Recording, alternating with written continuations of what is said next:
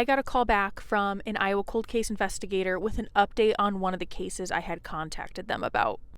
The case that I had contacted them about was relating to the 1979 death of Kira Kasho. She was 3 years old and died in a fire in Red Oak, Iowa. This case, according to newspaper articles, the original investigation report from 1979, and records I requested in 2024, all have her death labeled as accidental and the fire as being accidental.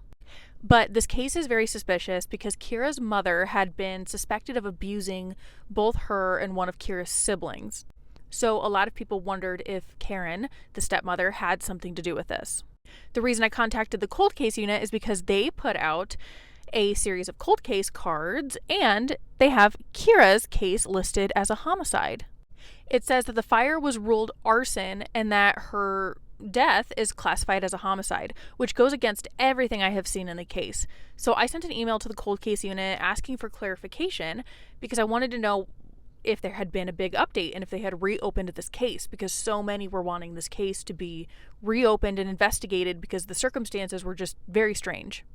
I had also wondered if they were getting their information from the iowacoldcases.org website, which has the case listed as a homicide and speculates that she had an acute spinal cord injury, but I don't believe that the injury was ever confirmed and the case was not listed as a homicide. That's just what was on this website. So I wondered if that's where they got the information when they made this cold case deck. But anyways, they called back. They were very nice, and they were very transparent. They don't know why there is a discrepancy between the previous state records and the cold case card deck. They said that they have someone who was on a committee who vetted all the information on the cases and that they are looking into it.